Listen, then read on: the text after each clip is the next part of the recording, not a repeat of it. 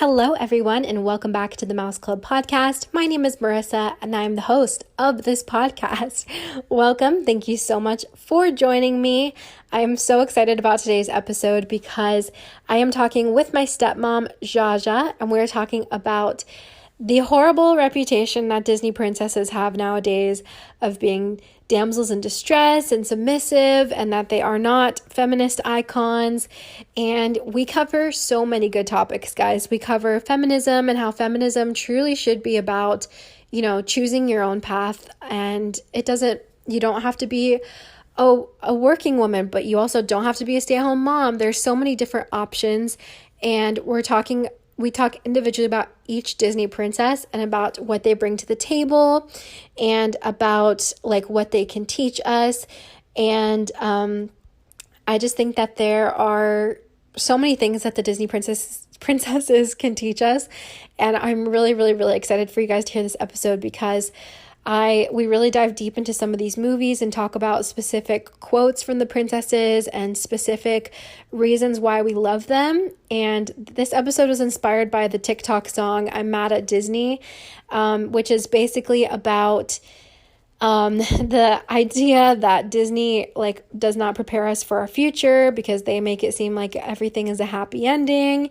And we kind of talk about how that mindset is a little bit of a victim mindset, and how there's so many other messages, there's rom-coms and romantic novels, and there's other kids movies and fairy tales that are not Disney that do not prepare us for the future. But that doesn't mean that there's not messages that we can't take away, and that doesn't mean that the princesses don't have something valuable to bring to the table. So I'm really, really excited for you guys to hear this episode. It's probably one of my favorites, and I'm just honestly, guys, I'm really loving this platform. I had a little bit of a mental breakdown yesterday because my YouTube channel isn't growing very much. My Instagram isn't growing very much. And this podcast honestly brings me so much joy. With my YouTube channel, sometimes it's I have to film a video today and I have to edit, and it takes me a lot of time. And this podcast is honestly a break for me, and it's so much fun to just talk about something that I'm passionate about. And I'm really thankful for you guys giving me this platform because I thoroughly enjoy it. And I just want to say thank you for every listen and every like and every subscribe and every share, because I really do see that and I really do appreciate it. Anyway, now that I've been talking for a while, we need to talk about some Disney news, guys, because there is a lot of Disney news to cover this week. And by the way, my stepmom and I talked for about an hour and 40 minutes. So we had a lot to cover. So be prepared. This is a long episode, but I hope that you guys enjoy that. I love long podcasts because I can listen to them multiple days in a row. So hopefully you guys like this. Hopefully I'm not boring you to death and being super long-winded, but I think that you guys will really like it. So anyway, let's go ahead and jump into the Disney news. So the first piece of news that I have is I want to say it's a documentary series, and it's called Becoming. It's coming to Disney Plus, and it's about Rob, how do I say his last name? Rob Gronkowski, Julianne Hough, and Caleb McLaughlin, which if you don't know them, Rob Gronkowski is a football player. Julianne Hough is a actor and a dancer. She's Derek Hough's sister. She's also really close to the Bucket List family, who are big Disney fans, and I'm sure you've heard of them if you watch Disney YouTube and stuff.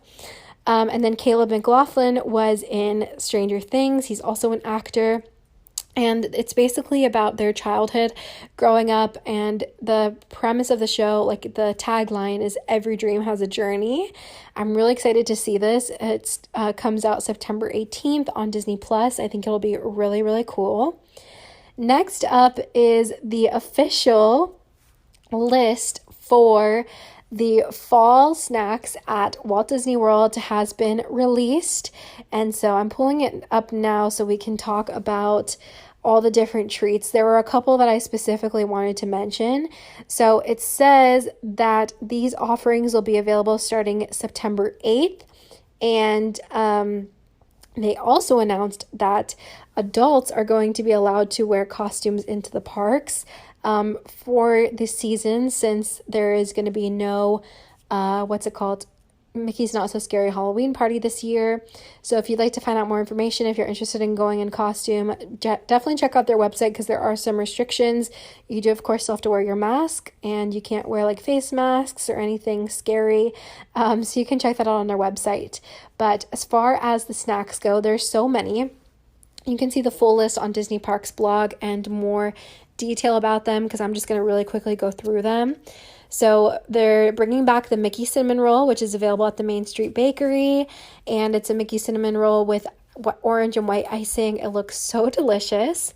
They have cinnamon donuts, which is served in a Hitchhiking Ghost container, and they look so yummy, and the container is so cute, and that's going to be at Pecos Bill.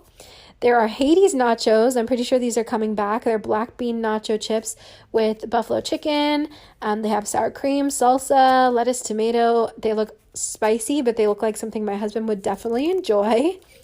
They're bringing back Constance's For Better or For Worse wedding cake, which that is the Haunted Mansion bride. If you didn't know, her name is Constance.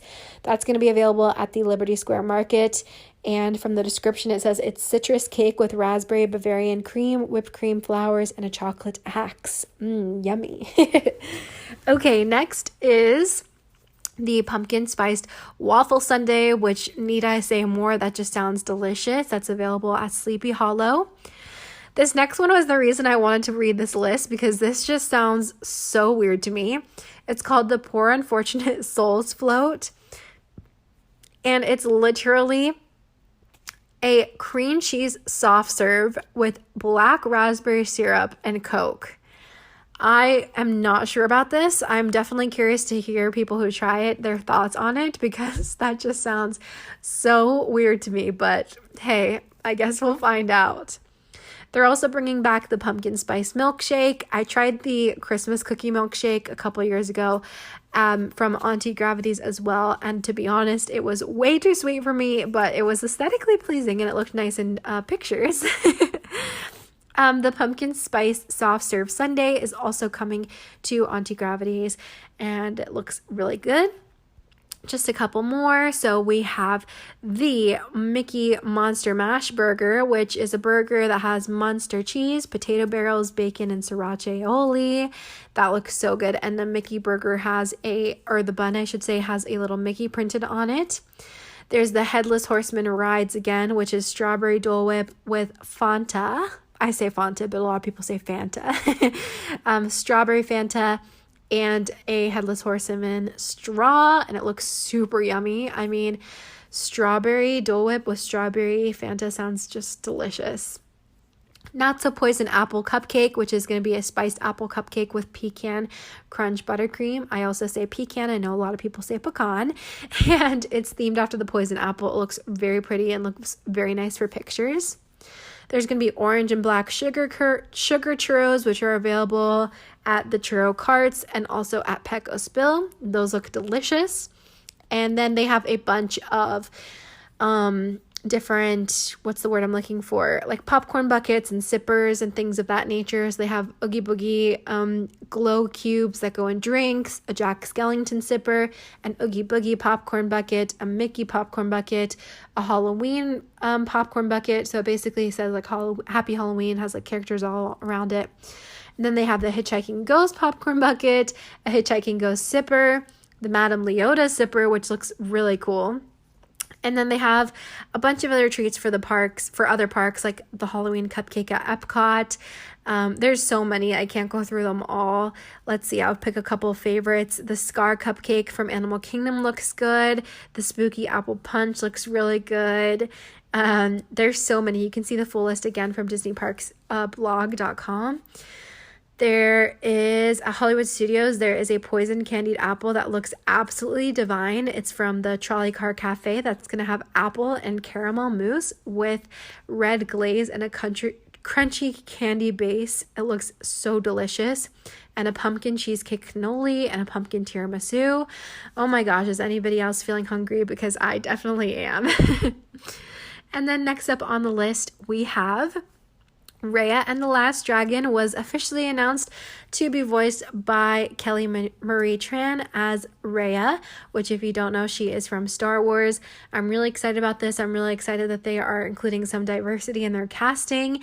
I think that this movie looks great, and they released a first look at the story, and it looks super, super good. So I'm really, really excited about that. Also, there is a YouTube channel called Paging Mr. Morrow, and he did a video about the drive-through haunted attraction that is coming to Orlando. It's basically like a drive-through Halloween Horror Nights, essentially, which I've talked about on the on the podcast before. So if you want to go check that out, it's on his page, Paging Mr. Morrow, and the title is literally Drive-Through Haunted Attraction, our first look at how it's going to work. So if you want to see that, go ahead and check out his page, and I'm really excited to see how they're going to make it work. I think it's going to be super cool, and yeah. Anyway, guys, I know I've been talking for a long time, so let's go ahead and jump into this episode after a quick break. All right, everyone. Well, this is my stepmom, Zsa Zsa. Hello. She's joining me this week because she is also a huge Disney fan, and we've been to the parks many, many times together. I don't even know how many. A lot. Never enough. Yeah, true. And she also was born and raised in Florida. And wait, are you originally from Kendall? Jacksonville, Florida. Oh, that's right. How did I forget you're from Jacksonville? But you spent a lot of your life in like Miami area. Yeah, I moved to Miami when I was about 8 or 9 years old. Okay. But you still have family in Jacksonville, right? Yeah, all of my family on my mother's side is still there. And I still consider myself from there because I was there every summer growing up through high school and even after that. Yeah. Gotcha. Makes sense. And you're also celebrating your 50th with Magic Kingdom next year. Yes. Which is exciting. I'm so excited about that. It's going to be amazing. I'm so excited to see all of the like sneak peeks when they start sending them out. I think it's going to be so cool.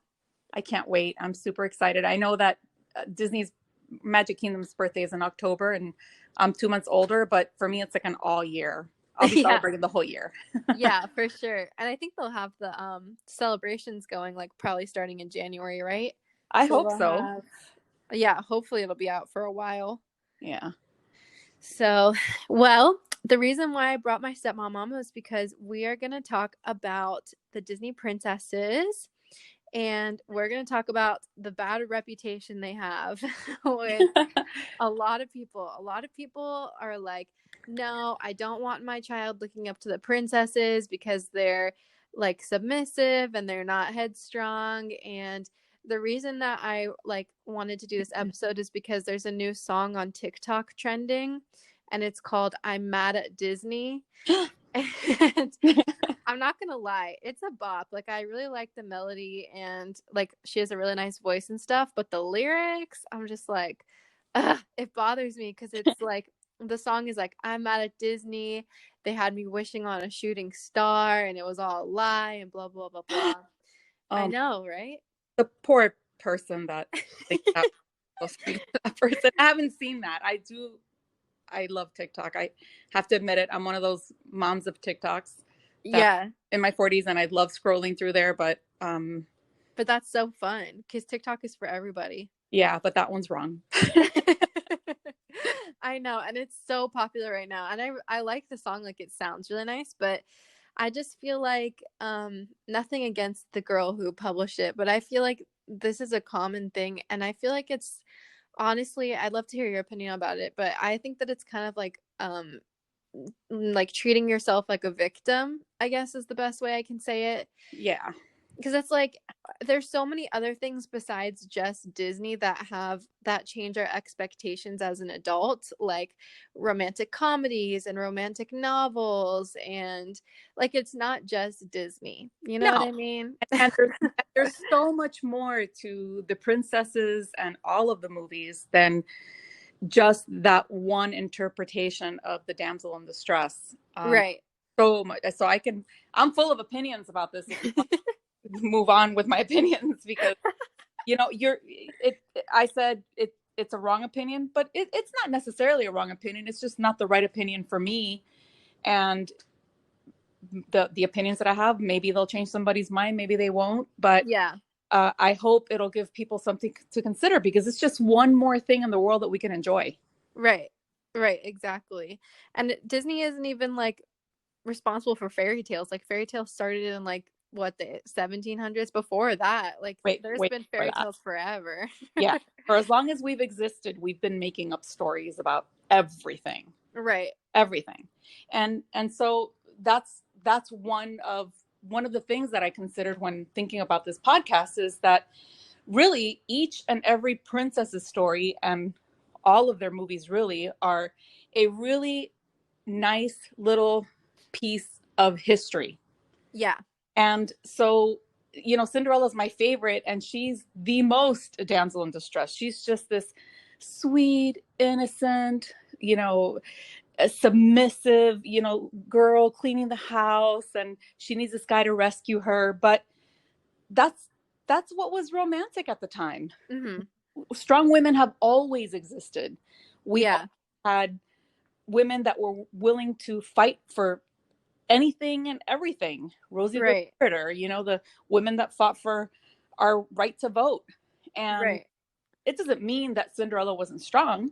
It just Yeah. means that the circumstances came about that she was able to rely on somebody that she fell in love with to help her. And Right. I think it's romantic, and it's beautiful, and it's very sweet, and it's very innocent, and it's a sign of that time. Right. Yeah. And that's the thing, is each of these movies, like you said, they're from different time periods. So different things were, I guess, popular in the time. Yeah. And even with Cinderella, like, I feel like she's the one who gets the worst reputation. Like, everyone's like, I hate Cinderella. But even her, like, she didn't ask for the prince. Like, she just asked to go to the ball. Like, she just wanted the night off from all her cleaning. And Just one party. right. And she just happened to fall in love, and luckily, like, he came and saved her. But she even stands up for herself in the movie too, which, I mean, we'll get onto that soon. But I think people, like, sometimes they just kind of see like the submissive side, and they don't see the stronger sides as well. So I think that's what we're going to be able to show with this episode, hopefully. Yeah. And if we're going to go back to Cinderella, I'll tell you then why he isn't really the one that saved her. There is a heroine in that movie. Ooh, okay. I'll be interested to hear that. Okay. Okay, so I guess we can just go in order. Okay. So I wrote them all down in order. So first off, of course, is Snow White. Yes. And she's from 1937, the first princess, the first full-length Disney movie. And I love Snow White. She's just so precious. And I love to meet her in the parks. I do. She's the sweetest. She really is. She's so sweet. And she's also another one that gets a bad reputation, because she's also one of the like originals from like the early times of Disney. So, there's definitely a different time period going on in this movie. Yeah. She talks to animals. What more do you want? Right. She talks to animals. She can, I'm not the most domestic woman in the world. I'm good at some things and not others. And keeping a house pristine and cooking a good meal is not what I'm good at. And I commend her for being great at that. We need people that are good at that too. And it's okay if it's a woman. Right. And she talks to animals. I mean, that's, if I could have anything from any of the princesses, that would be it. I want to talk to my dog. Right? That would be amazing. I would love to talk to Nala. I think Nala is so satisfied with life. You'd be so happy to hear what she has to say. I know. I would love to hear her thoughts. She's so happy. Sometimes she looks like she's judging me, and I would love to know what she's thinking. She's thinking, give me a snack. Literally all the time. And if anybody listening who doesn't know, my stepmom, she also has a dog that was born literally within days of Nala. So they've grown up together, and they're best friends ever. They are. So they love each other. Yeah. Juno gets happy just hearing her name. No, that's so cute. Yeah. And Juno watches TV, which is really fun. She does. Anyway, I went a little bit off topic, but that's okay. So yeah, Snow White, something too that I wanted to point out about her is that when she does like get chased off into the woods, she's always, something I don't think people realize is she's always concerned about others.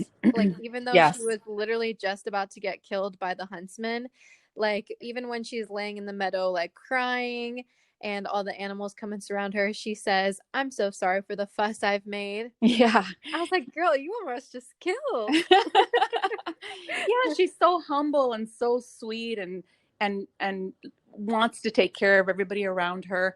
And the first time that I ran into someone that didn't like Disney in a way that kind of shocked me, it happened to be Snow White. I was in someone's house. She was a representative of a cosmetic line, and she was giving me a facial. And I don't remember how it came up, but the Disney came up, and she said about several movies, but the first one that she named was Snow White, that she didn't allow Disney in her house. And this is way back in the 90s, by the way. Oh gosh. Because she was a woman. I hope it's okay to say this on your show, but she was a woman that shacked up with 7 men. And I thought, that's so extreme. Kids don't think that way. Right. Kids just don't think that way. They only think that way when you put that in front of them. Absolutely. Right. And it's not like she was like doing anything inappropriate with them. No, she was sharing with them and cooking for them and being sweet to them and showing them something clean and happy. And it's just, yeah, it wasn't nefarious. Yeah, for sure. Yeah. I was going to talk about that in a little bit too, with Ariel. I'll just wait till then because it's pretty funny. Okay. But a similar situation. Okay, lastly, the last thing personally I want to say about Snow White is her prayer. So before she goes to bed, she says this prayer. This is exactly what it says.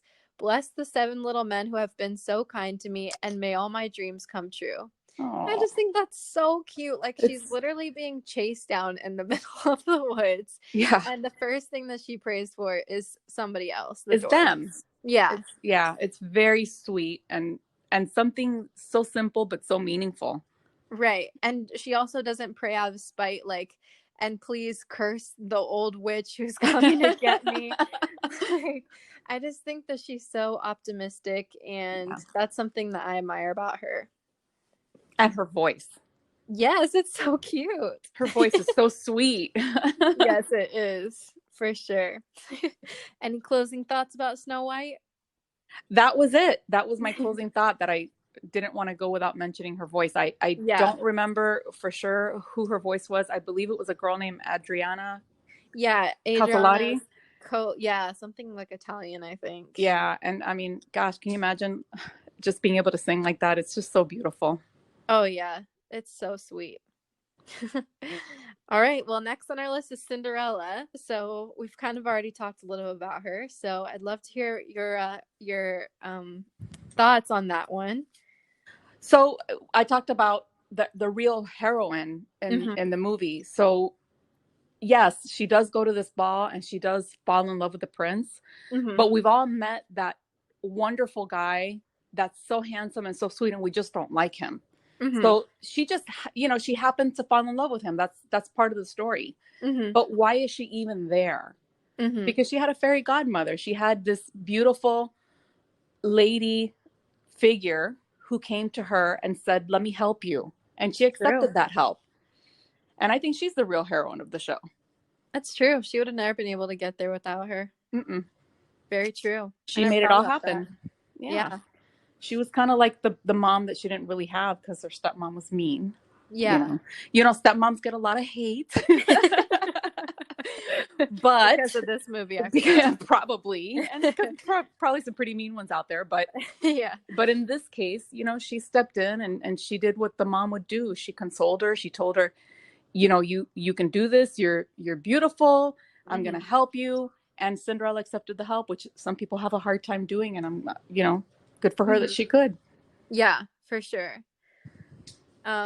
Something else I was going to say about this movie in particular, like we talked about the times, like this was 1950 And, you know, that was a time when women were very submissive. They really did depend on a man.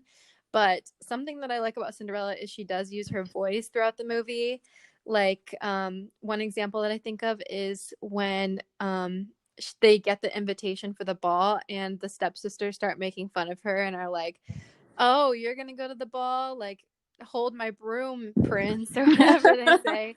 They And rip her then to shreds. yeah. And then Cinderella's like, well, why not? Why can't I go? Mm-hmm. You know? And she's not like, oh, you're right. Okay.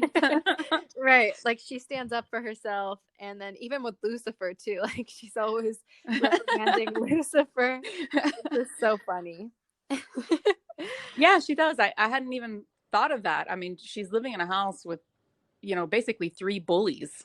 Right. It's a miracle that she was willing to say anything at all. And she does kind of stick up for herself, and she dares to sneak off, which is Right. really scary. Right. And she's sarcastic too, which I love Mm-hmm. about her because Yeah. like after Sing Sweet Nightingale and she's like talking to the mice and she's sarcastic and she's like, oh, are you gonna join the music lesson? Which is just so cute. I just love her so much. I think she gets so much hate.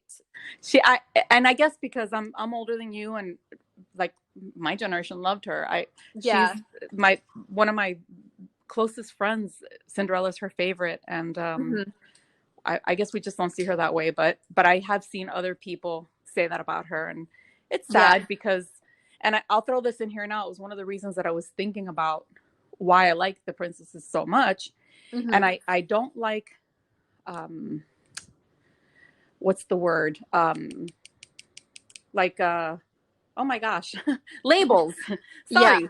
Yeah. I'm not a real fan of labels because I, any one characteristic that you have shouldn't define all of you. But sometimes using a label helps because it gives the person a very quick picture of something that you're trying to say, right? Yeah. And so women nowadays love to talk about feminism and love to talk about being a feminist. And I don't consider myself to be a feminist or not a feminist. Feminism, when it started, it was more of a legal political thing, to give women the right to vote. And it's kind of become just more of a movement of empowerment, I think, that is many levels deep at this point.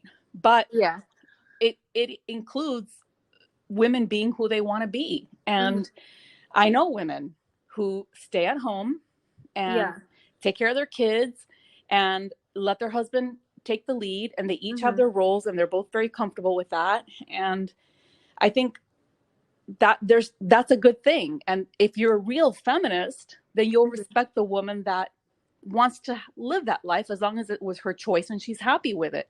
Yeah. And so that's how I feel kind of about Cinderella. Like, if you're a real feminist and you really want to empower women, then you'll respect the choices that this particular princess or your friend or whoever it is made to live the life that gives them peace and gives them joy. And so I can't dislike her because she was rescued by anybody. She's living the life. She's in a castle in a beautiful dress, and her mice, are adorable, and they sew for her. Like, that's perfect. Yeah, for sure. And I mean, the dictionary definition of feminism is just like equal rights for both men and women. So I think like you're totally right. Like it has become, there are like radical feminists and, I think from the people that I've spoken to, they like most of them respect like it's everybody's choice. So right. But like the whole point of feminism is so that you do have the choice, that you're not like totally relying on a man, that you have the option to work, or you have the option to, be a stay-at-home mom or whatever you want to do. You know what I mean? Yeah. And that means respecting Cinderella's choice to marry a gorgeous, sweet Prince Charming and live in a castle and have a great life. Right, for sure. And before we move on, I did want to say the second and third movies too are so good as well. You've seen them, right? I actually don't think I have. Maybe you have to see them. Maybe bits and pieces, when Jillian was really little, but not enough to remember them. I know she had a daughter in one of them, right? They have a child? No. Okay, no, I don't remember it at all then. But I will watch them if you think they're great. They're so good. The second one is a little cheesy. They're both a little cheesy, but I like the second one because one of the reasons people put Cinderella down so much is because they're like, oh, happily ever after just doesn't exist. It's never perfect. And in the second one, it's basically like 3 little stories in the second movie. And one of the stories is about when Cinderella first becomes a princess and about her like struggle to be a princess and finding her voice and like it's Nice. yeah, it's basically about I think it takes place around like the first ball that they have or something, and she's responsible for doing all the preparations, and she kind of has to stick up for herself, and it's really good. So Good. I'll have to watch it. It's kind of sounds like the rest of the story. yeah, but I like how you know, she finds her voice, and also it's not happily ever after. Like she still has her struggles and there's still hard times, but that doesn't mean that it's not so magical and that she's totally submissive. You know what I mean? Well, you know, when you get older and you look back on your life, Yeah. you may be able to have gone through many struggles Mm-hmm. and overcome maybe not all of them, maybe even just most of them, and still look back and feel like you were mostly at the end happy and satisfied, you Right. know? Right. So happily ever after, I don't think has to mean everything was perfect after that. Right. I totally agree for Yeah. sure. Awesome. Okay, well, next is Aurora. I love her. And Aurora, I believe she is the princess with the least amount of lines. So she speaks Yeah. the least. Yeah. So it's hard to be like super direct about Aurora and her personality. But she is a dreamer, which I really like about Yeah. her. I will say she is probably one of the ones that is not the safest, meets a prince in the woods and just is like, let's get married, basically. Um, but I think that there's still qualities that we can admire about her, like the fact that she is a dreamer, the fact that she is so loving to the 3 fairies who she doesn't know are the fairies in the very beginning. Yeah. She really made the best of a hard situation. Yeah. She was, stuck for a long time, basically secluded from the world. Right. And then, she was asleep Right. for what seems to be a long period of time. Mm-hmm. And she's, to me, is like the princess of optimism. She just Yeah. always made the best of everything. She was, like you said, sweet with her fairy godmothers, and Mm-hmm. you see her kind of making cakes and just, dancing around, like you said, a Mm-hmm. dreamer. And she's the most optimistic, I think. Yeah, for sure. And her songs are beautiful. Yeah. I wish I could sing like her. They're so pretty. Yeah. And I love that movie. Maleficent, I feel like gets a lot of love as a villain. She's She does. definitely one of the well-known villains. Yeah. But I think Aurora deserves some love too because she is just so kind and I feel like she radiates sunshine. She does. And when you meet her in the park, that's how she is. She's just Yeah. sweet and innocent and happy and just kind. Just Right. sweet and kind. Right. For sure. Well, after Aurora, there was quite an extended period of time until we got the next princess, which was Ariel. Yes. And I love Ariel. She's a good one. She is. But I was going to say earlier, so having a lot of Christian friends, a lot of my friends who are Christian were not allowed to watch The Little Mermaid. And the reason why is because she defies her father. Right. She is every teenage girl. Yes. But I'm like, in my head, when I'm a kid watching The Little Mermaid, I never once thought, oh, she defies her father. I should do that too. No. You know what I mean? Right. So I'm not even thinking about that. No. And it's funny because I thought you were going to say because of the way she's dressed, but she's a fish. Like she's not going to wear the same stuff that I'm going to wear. And when we go to the beach, we wear bathing suits. So yeah, I found her to be relatable as a teenage girl. I adored my father. He is a part of my everyday life. And when I saw that movie, I remember thinking that was me, because Yeah. I fought my dad tooth and nail, Yeah. but he loved me through it. And Right. her father absolutely loved her through it. Oh, Your for dad sure. adores you, and we all go through that. Right. So, yeah, I think there's a more positive message, which is that, yes, you're going to dislike your parents, Yeah. but they're going to love you anyway, and they're going to be there for you when you need it. Right. For sure. And that's something that I see now, like as an adult watching the movie back, is how much her dad did care for her and was just doing things for her safety, Mm-hmm. which, you don't know when you're a teenager. You're not No, of thinking course about not. that You're not stuff. supposed to. You're supposed to Yeah. defy your parents. You're supposed to make mistakes. We Right. know that. We just can't tell you that, Right. you know? Yeah, for But sure. we know, and he knew. And she was defiant, but she was good. You can be defiant and want to rebel a little bit, but still be good. And Right. she was still very, very good, very Right. innocent, very sweet, but she had goals and dreams and desires like every girl does, Right. and she was going to try to find them. Right. And that's what a lot of people like when when Ariel is the subject of the princess bashing, it's always because, oh, like she just ran off with a prince that she didn't even know. But that is like, I mean, first off, it's a fairy tale, so It's a obviously, story, right. right? But also she is 16, so she's not gonna have everything together. She's very, very curious, and like we have to realize throughout her whole life she's been so fascinated by the human world, and she finally gets this opportunity to try it out. Right. And yeah, like you said, she's going to make mistakes, and I think that it's important for kids to see that princesses make mistakes as well, Mm-hmm. and they can learn from that. Yeah, absolutely. And again, we know that our kids are going to make mistakes. The hope Yeah. is that you make enough of them while you're still close enough to home that if you need a hand, we're there to give it to you. Yeah. And I need to know who these people are, because I mean, do they know that mermaids don't really exist and people don't really talk to mice? I None don't of it's think so. true.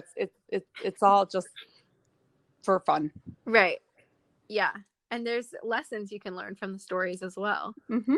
So, all right. Well, next up is Jillian, my stepsister's favorite, Belle. Yes. Oh, I love her. I've heard all the bashing about her, about, you know, what's that syndrome called? Oh, Stockholm syndrome. Yeah, okay, I know. But that's not what the story's really about. Yeah, You right. know, it's about sacrifices and turning somebody around, somebody who looks really mean, which is, Mm-hmm. I think, the truth. I don't think that if there is real evil in the world, or there is real good in the world, like pure 100% evil and 100% good, Mm-hmm. I haven't seen it yet.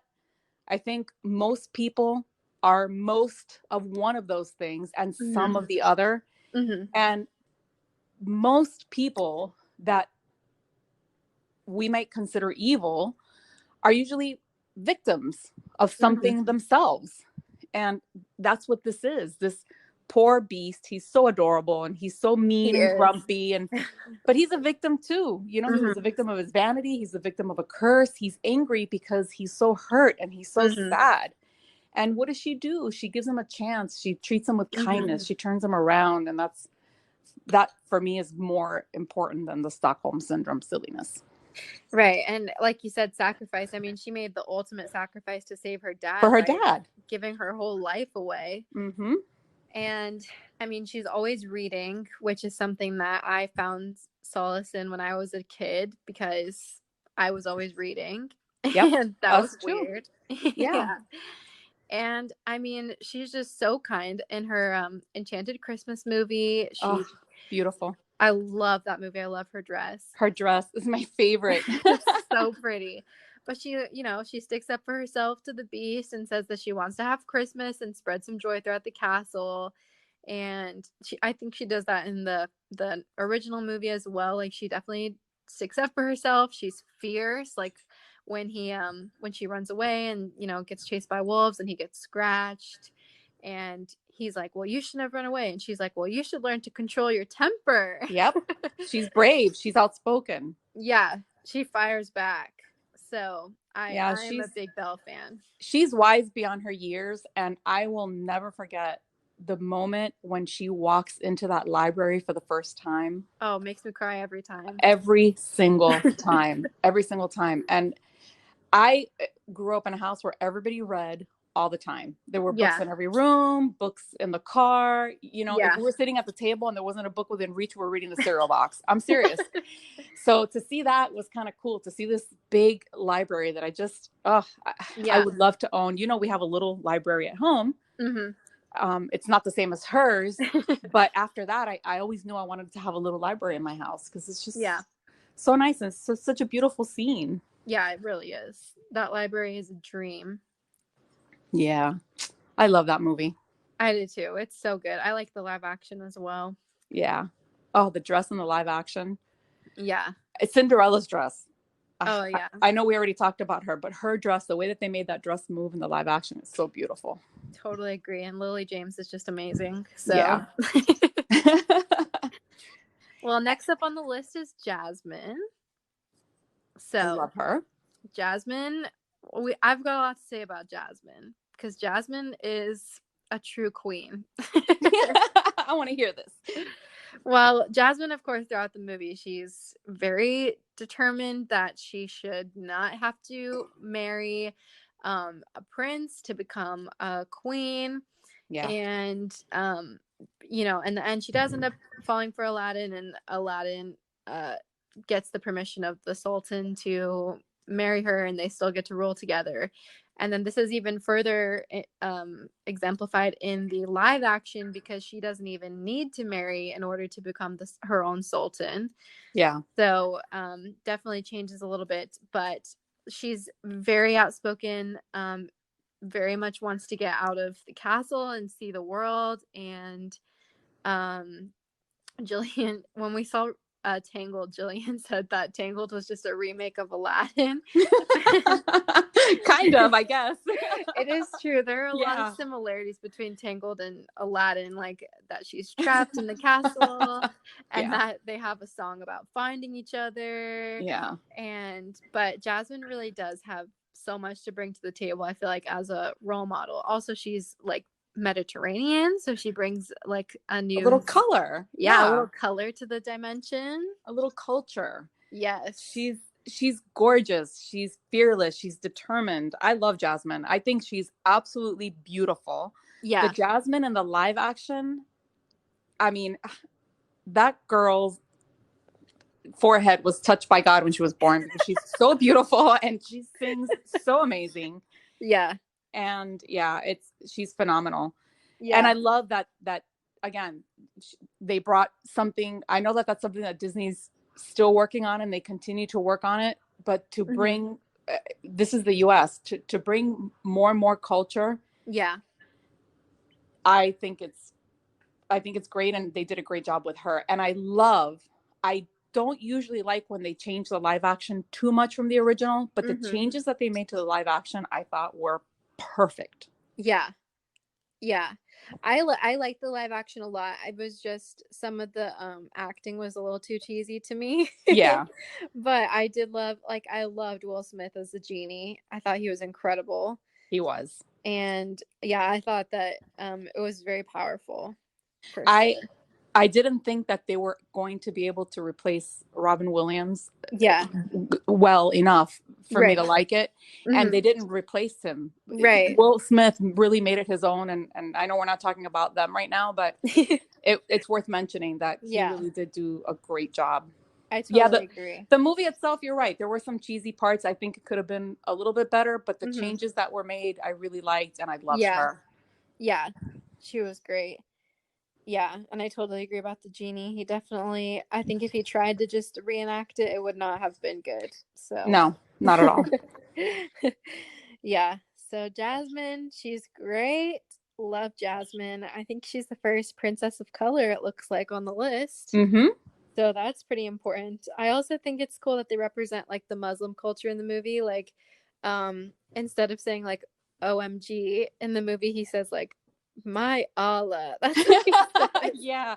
Well, some of the changes to the songs they made as corrections. And Mm-hmm. I love that about Disney, that Yeah. they really do want to do the right thing for that culture, and they do Right. try. They're not going to get it perfect, Right. but they do a good job. Right. For sure. Yeah.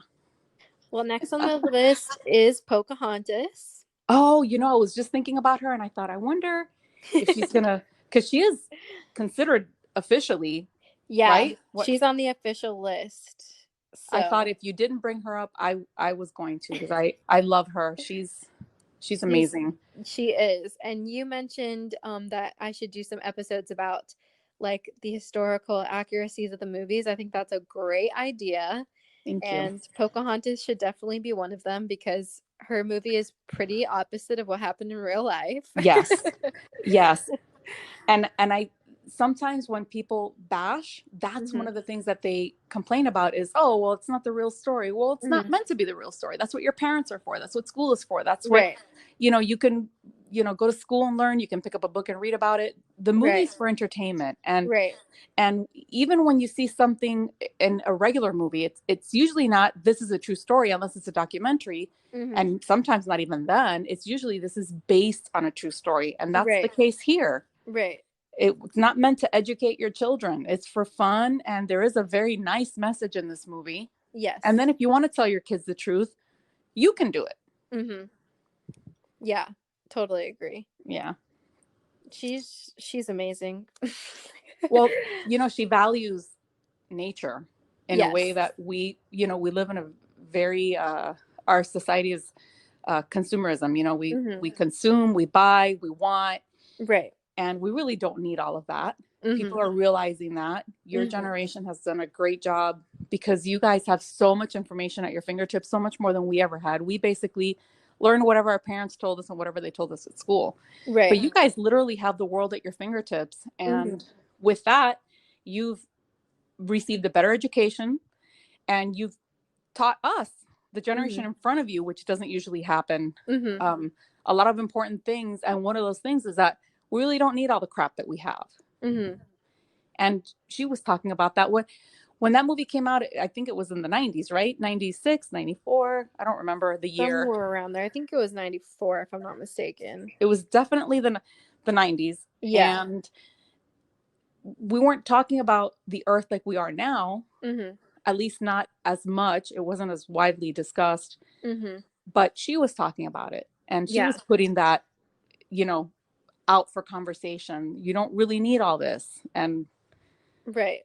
she shows you that in the movie, and she appreciates every aspect of nature, the wind, the water, the animals, the corn, everything.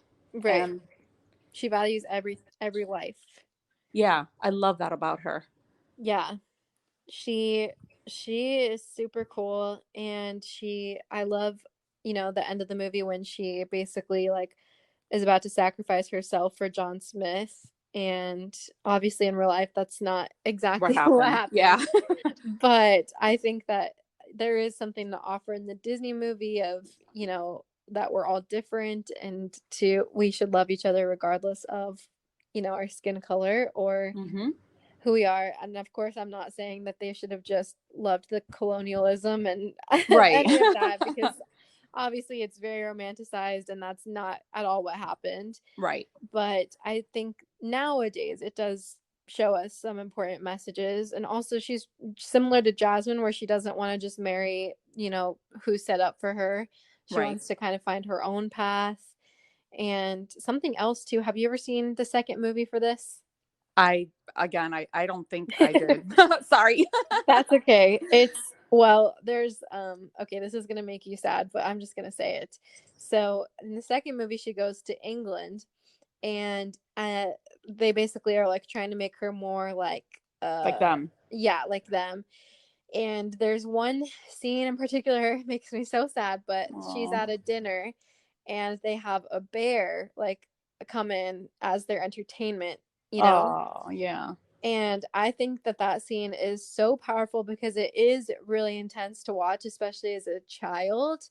And Yeah. it's sad to see them like throw things at the bear and mistreat the bear. But the fact that she like defends the bear when she's already an outcast and she's already not part of their society, I think is so cool, because I think a lot of us are put in those positions where we're in uncomfortable positions, but we still need to stand up for what's right.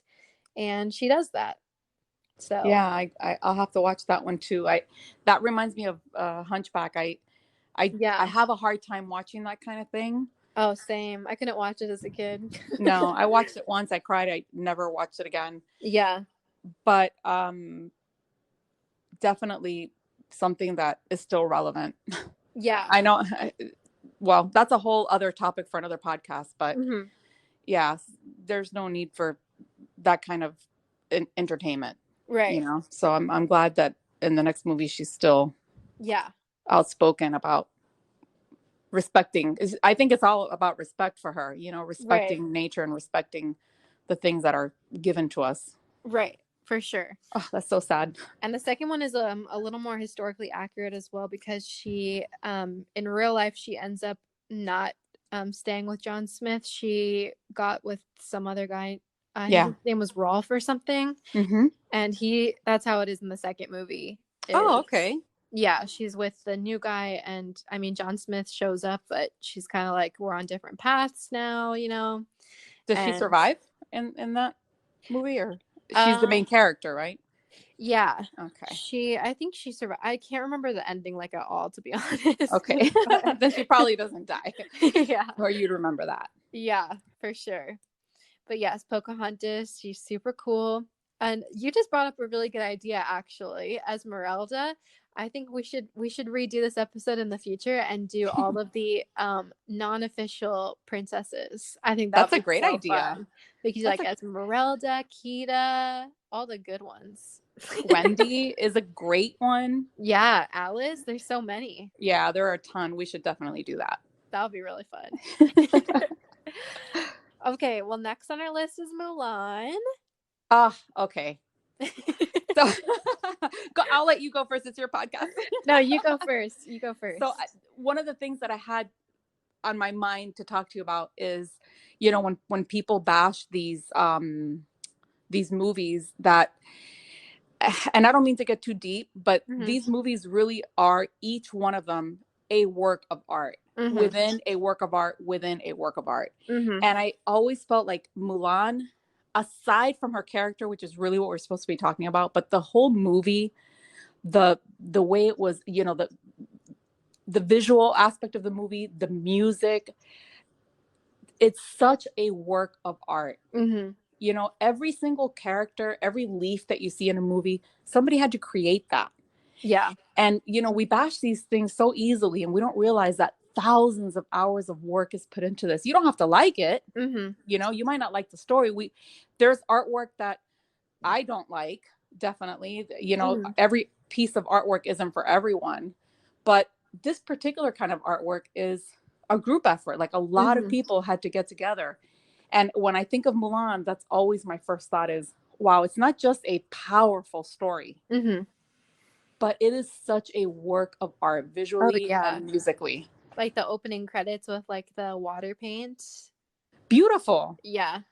That's really Beautiful. pretty. Her song that, Christina Aguilera sings is so powerful. Mm-hmm. We all feel like that sometimes. Like, do we Yeah. belong? Am I good enough?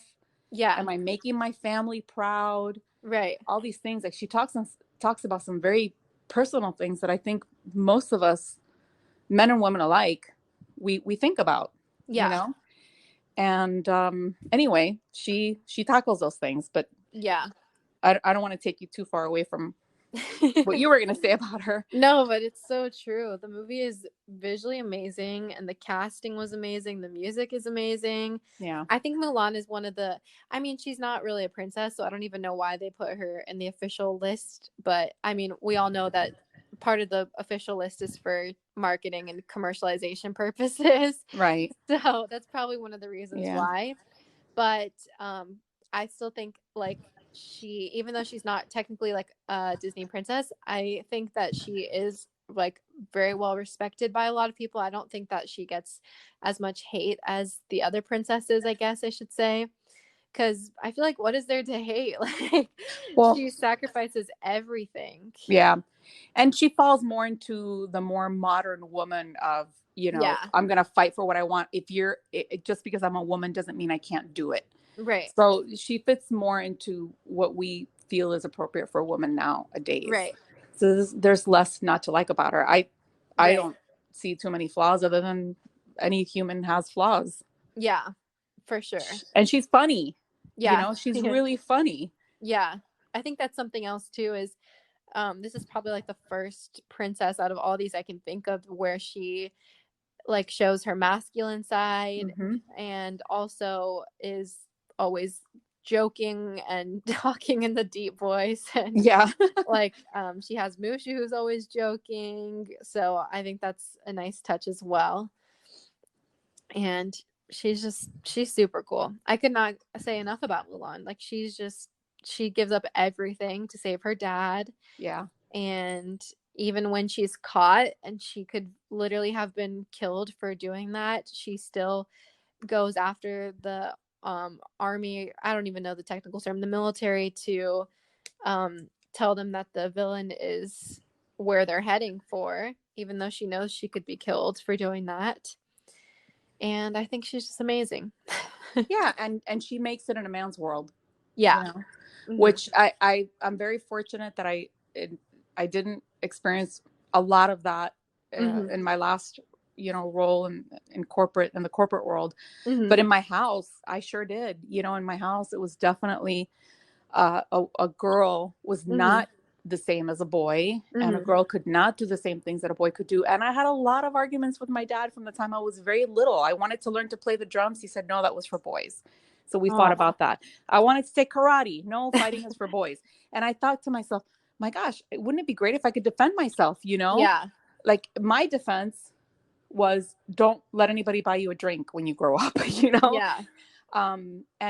And so I think she's so relevant for Yeah. women nowadays that you absolutely can. And I think people are Mm-hmm. realizing that more and more. You absolutely can go out there, and it might be a little harder for you still today, Mm-hmm. but you can do it and you can Right.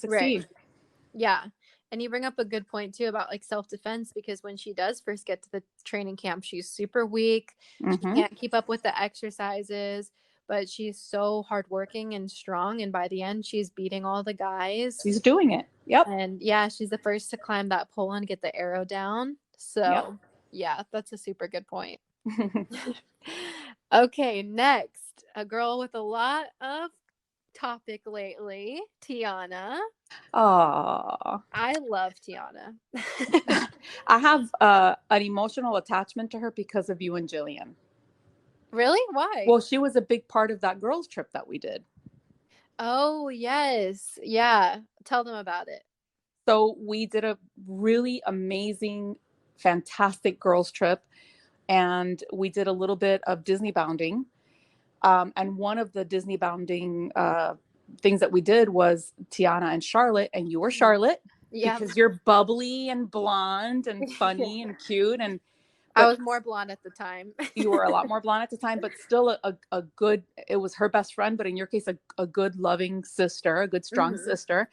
And Jillian was Tiana. Tiana is, I think, a little more. I don't want to say that she worries, but she's got her focus. That she's Right. thinking about, and not that you don't, and that Jillian isn't funny. Yeah. It's just the way that it worked out. So Right. Jillian was dressed as Tiana. She had the Tiana headband, and you Mm-hmm. had your Charlotte outfit. And I took tons of really cute pictures of you guys, which I have all over the house now. Yeah. And We took a lot of good pictures that weekend. That was so fun. yeah, that was a great weekend from beginning to end. Yeah. And not only did we Disney bound, but we also stayed at Port Orleans. Yes. And we went on the horse-drawn carriage ride. Yep. And we stayed in the Princess Suite, which was so cool. I just got goosebumps. I don't know why. That room was so beautiful. I don't know if you remember that there were like little touches of other princesses in there. Yeah, There was like a note to Tiana. Yeah. Mm-hmm. And it had the fireworks on the headboard. Yeah. Yeah. And I remember how surprised you guys were when I kept telling you, there's one more surprise, there's one more surprise. And it was the carriage ride. And you guys were so happy and so grateful and so sweet. And it was just such a good time. Yeah, for sure. Yeah. So yeah, so I have a little bit of an attachment to her. I love her anyway. She's great. She's Yeah. hardworking. She has goals. She's a great Right. singer. Right. But, you know, there's that little personal part with her that Yeah. I love. Yeah, that was an amazing weekend. Thank you again. Thank you. My stepmom, she paid for like all of it, and it was so fun. And that was just such a good weekend. So Yeah. I'm glad we have those pictures. Me too. I don't remember why. I know there was a reason why we did it. One of you was going away for college or something was happening. And I felt like this is my last shot to do this with the girls. And another very special thing that happened that weekend, which is completely irrelevant to this podcast, is that, and I actually have his card in front of me. Do you remember we met the mayor? Oh, yes, yes. And then he passed away after, and it broke my heart because Yeah. now I had met him, and it was just, I'm holding his card in my hand as we speak. Someone else too is Yeehaw Bob. Remember Yeehaw Bob? Oh, I love him. Yeah, I'm terrified of when he leaves because he's older, you know? Yeah. And I think about that too because Richard from the Grand Floridian also passed away. He did. A lot of these older Disney cast members are sadly leaving. Yeah, I think Bob has got a couple of good decades in there though, because he's got spirit. He does. And I don't think he's nearly as old as the gentleman from the hotel you just said. Oh yeah, he was very old. Yeah. The Richard. I think he was like almost 100, I feel like. Yeah. And was he actually a cast member? Yeah. Okay. He won the Legacy Award, so he had the blue. The blue. Yeah. Wow. He was amazing, and I will never forget that I specifically, when we had my bachelorette party there, I specifically told the girls that I had to get a picture with Richard, and now it's so special because it was literally like a few months later that he passed away. Yep. Yeah, I remember. Yeah. Aww. And for anybody listening who doesn't know who Yeehaw Bob is, at the Port Orleans Resort, he has a special show at is it a bar, a restaurant? It's like a little piano bar at a restaurant in the hotel. But it's not like a bar like something you'd see on City Walk. Right. Yeah. It's like a little, it's I would say it's a restaurant, but it's very tiny. It's just a few tables, the bar, and then the piano. And he does this crazy show where he like tilts the piano on its side, and he's like so full of energy, and he's got to be like in his 60s, right? That's what I would guess. Yeah, he has to be. But I follow him on Facebook, believe it or not. And me too. He's still playing, and he travels all over the place. And unfortunately, I wanted to take the kids to see him this past weekend when I went for my birthday, but he's not playing at the hotel for obvious reasons. Yeah. And so they couldn't see him, but I liked him so much that I still want to take the rest of the family back to see him. He's such a fun energy, and everybody's singing with him, and it's just such a cool experience. Yeah. And it's free. Right. Yeah. You don't have to, you just show up, and you can have something to drink or snack on, and you just enjoy him. Yeah. And he's so positive and smiley, and he's just so fun. Yeah. Anyway, we are so off topic now, but that's okay. So Tiana, okay, first off, I have to say, she's a waitress, I'm a waitress, and that is something that I truly really do admire about her, because waitresses get a very bad reputation, and I have people tell me all the time, oh, when are you going to get a real job? Or something else. Okay. So offensive. I know, right? We're going off topic again, but that's okay. Something else that really bugs me is when people at the end of their meal say, you did a great job. And I'm like, would you say that to a doctor or a fireman? I never thought of that.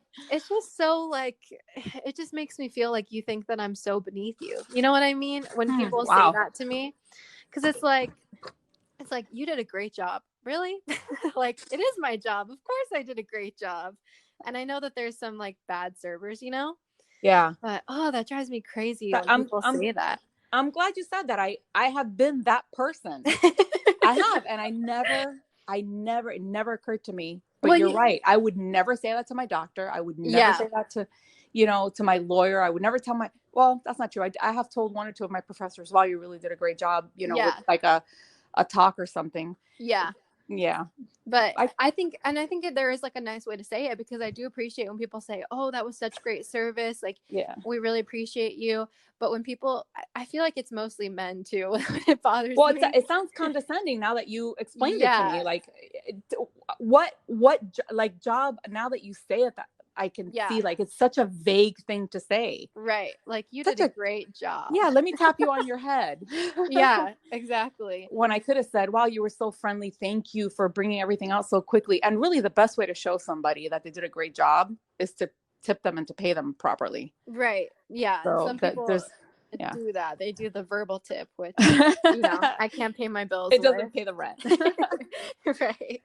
So anyway, I went way off topic, but waitressing is such a hard job, and Tiana really exemplifies that. Like, she comes home, she's exhausted, and she sleeps for like 5 minutes and starts her second shift. Yeah. Which, even before I was a waitress, I related to, and I feel like a lot of people relate to, because even working Universal and Disney, like spring break, I would be working at Disney till 4 or 5 in the morning, and then I'd have a shift at Universal at 6:15. I remember that. Yeah, and it's like a lot of people deal with that. I mean, a lot of parents have to provide for their kids, and they have to work 2-3 jobs.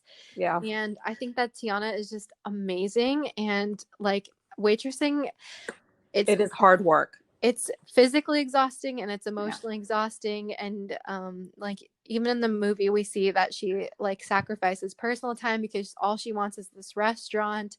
Yeah. And she's so hardworking. She never ever like is wanting to just be handed things or just to be a princess. And I mean, life takes her on a different path, which I also think is a great message, because no matter how much you have your life planned out, like, things can change. Absolutely.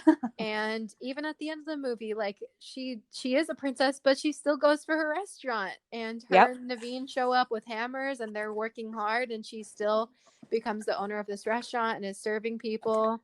And I think that is such a good message. That my favorite scene in that movie is when she walks into that dusty, dark, hole in the wall, right? And she starts to sing and she starts to clean, and you see all this hard work go into it, and it turns into something amazing. And you brought up a great point when people say, get a real job. Well, that's the real job that is a stepping stone to the next thing that you do. Yeah. And it's just as valuable as long as it's honorable and you're working hard and you're doing your best. Not everybody is cut out to do other things, or, want to do other things, and she makes it happen.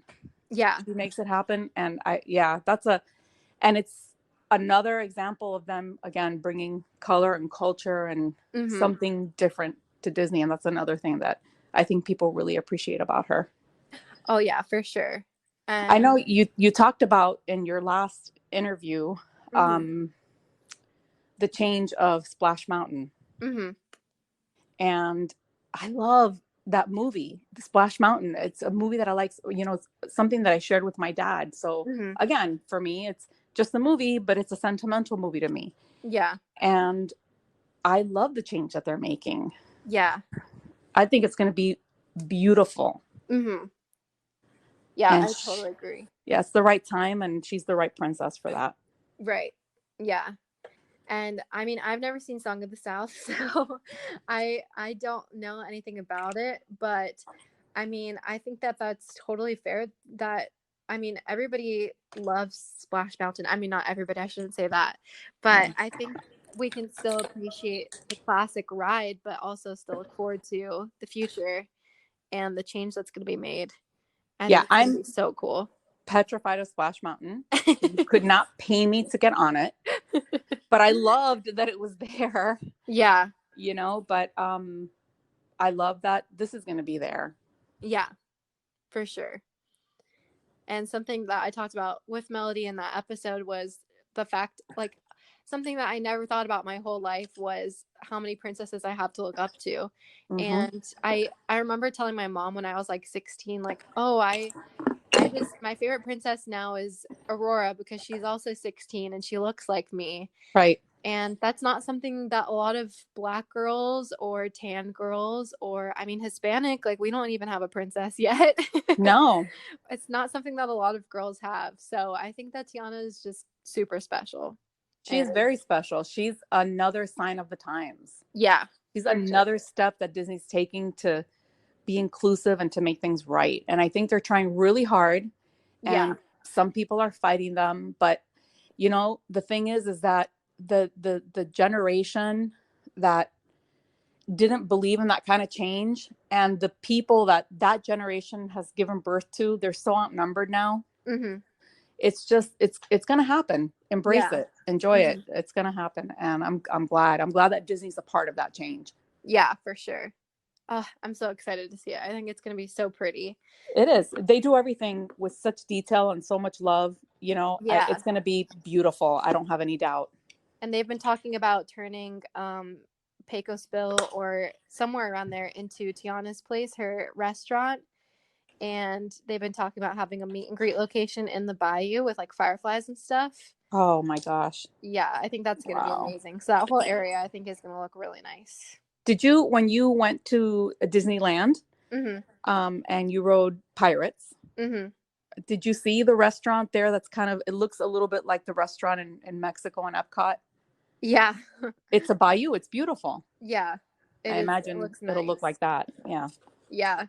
There's a YouTuber I used to watch. He's not really very relevant now because he cheated on his wife. It's a long story. Yeah. But back in Big the mistake. Day, yeah. He back in the day he was so popular. His YouTube channel is called The Shaytards. And anyway, the reason I'm bringing this up is because he went to that restaurant and he threw people in the boats bread from his bread basket. Oh my gosh. And it started this huge thing where people started throwing people bread from their bread basket. And they're still doing it? I don't think they do it anymore because Disney had to put a stop to it because he has so many followers that people like just thought it was so fun, so they started doing it too. Oh my gosh. That's terrible. I know. I think now there's actually like blockers so you can't throw people bread, but I just thought that was so funny.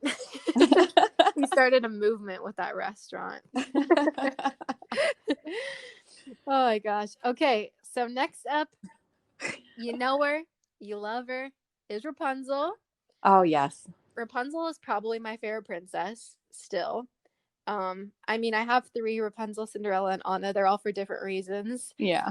But Rapunzel, I feel like, is someone that I'm more similar to personality-wise. And I love Rapunzel. So I can attest to that.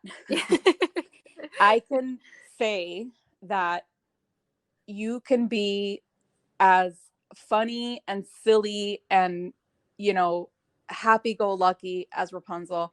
I will say, because you say that a lot, and the people that listen to this, they really only know that little bit of you that you share, which is the Disney part of you. Yeah. That you are an educated woman. Mm-hmm. You know, that you're very intelligent, that you're strong-minded. So I don't want people to get confused, you know, that you're just this blonde, you know, happy little innocent thing. Yeah, there's some of that to you, but there's more to you than that. And but that aside, she's adorable and she's funny, and you know, she's got the cutest boyfriend. Oh my gosh, I love Flynn Rider. Everybody loves Flynn Rider. He is so cool. And okay, we're gonna get off topic again. That's okay. This whole episode will just be off topic. But you do know that Marvelous Miss Maisel, that Benjamin is the voice of Flynn Rider, right? No. Benjamin, the doctor she's about to marry. No, I didn't know that. Yeah, he's the voice of Flynn Rider. And oh my gosh. Every time I watch Marvelous Miss Maisel and I hear his voice and how attractive he is, oh my gosh, my heart just melts. I can hear it in your voice right now. That's why, oh my gosh, I want Midge to marry him so bad, but I know it's not going to happen. That's so funny. You've met him at the parks. Yes, I think I've met him. I met him just briefly, but I was working as a cast member at the time, so I wasn't Yeah. like taking pictures and stuff. Okay. Yeah. Well, in the parks, both of them, because Yeah. this is the topic is really about Rapunzel, but both of them really are like you see them in the movie. Like they're just so cute and so silly and so funny, and he's so witty, and he really does have that smolder. Yeah. It's just the cutest thing. Yeah. Yeah. I love them both. I think they're such a great couple. And the series as well, Tangled the series. You haven't seen it, right? No. Oh, you have to watch it. It is such a good show. But it also brings up a lot of really important topics. The first episode is him proposing to her, and she turns him down basically. Huh. Because she's not ready for it. She just left her tower. She wants to see the world. She wants to get more comfortable. And I think that that's important because even though she does love Flynn Rider, they don't have to get married right away. No. And I think that it's cool that we see a princess turn down a proposal. And I mean, That's a first, right? I think so, yeah. And Huh. then Good. at the end of the series, they do end up getting married, but it's after, they discuss that she's ready for that next step. And I think she actually proposes to him, if I'm not mistaken. Oh, that's so cute. Now, I So actually didn't even know that there was a series. Is this like a live action series? Is it cartoon? it's a cartoon and it's a different animation style than the movie. Like it's not computer generated. It's actually like a really cool looking style. I'll send you a picture and Okay. then you'll kind of see. But yeah, it's a beautiful show. It's basically about her.